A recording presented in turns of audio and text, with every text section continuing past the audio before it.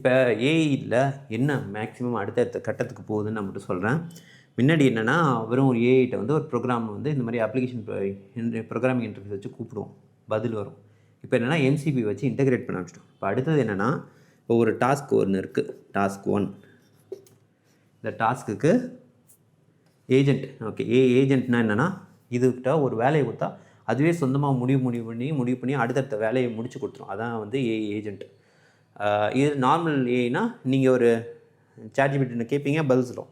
அப்புறம் அதை வச்சு அடுத்த கேள்விக்கும் அடுத்த பதில் சொல்லும், இப்படி வரும். பட் ஏஜென்ட் வந்து அடுத்தடுத்த முடிவு எடுத்துக்கிட்டே போகும்.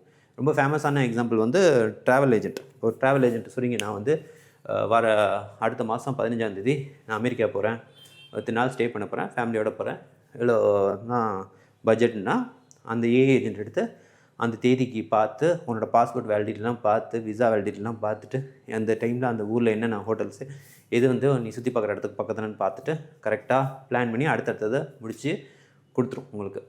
ஓகே, எல்லாருமே அடுத்தடுத்த இதில் டிசிஷன் எடுக்கும். இல்லைனா நீங்கள் ஒன்றா பண்ணணும். அதான் இப்போ வந்து அதே தான் இங்கே கொண்டு வரேன். இப்போ எப்படின்னா இப்போ டாஸ்க் 1, இந்த டாஸ்க் 1க்கு இங்கே ஒரு ஏஜென்ட் இருக்கான். இந்த ஏஜென்ட் என்ன, ஃப்ளைட்டுக்குள்ள ஏஜென்ட். ஓகே, இன்னொரு ஏஜென்ட் என்ன,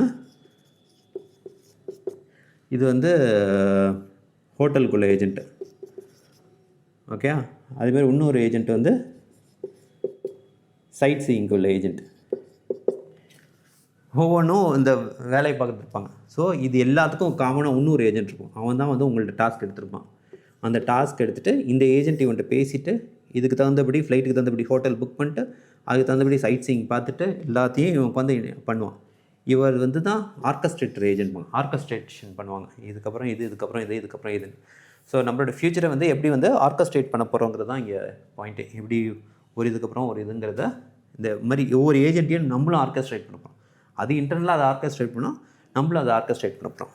இப்போ இந்த ஏஜென்ட்டு பேசுறது பதில் அதான் வந்து A to A, agent to agent. இந்த ப்ரோட்டோக்கால் வந்து கூகுள் அனௌன்ஸ் பண்ணான். இப்போ இந்த ஏஜென்ட்டுக்கு தேவையான ஒர்க்கை முடிக்கிறதுக்கு நிறையா டூல்ஸு ரிசோர்ஸ் சிஸ்டமில் அவன் தான் MCP யூஸ் பண்ணுவான், மாடல் கான்டெக்ஸ்ட் ப்ரோட்டோக்கால். ரெண்டுக்குமே நல்லா புரிஞ்சுங்க தான் வித்தியாசம். ஏஜென்ட்டு பேசுகிறது தான் A to A. அந்த ஏஜென்ட்டும் கீழே உள்ள டூல்ஸை பேசி ஒரு ஒர்க்கை முடிக்கிறது தான் MCP. இதுவும் ப்ரோட்டோக்கால் தான், இதுவும் ப்ரோட்டோக்கால் தான்.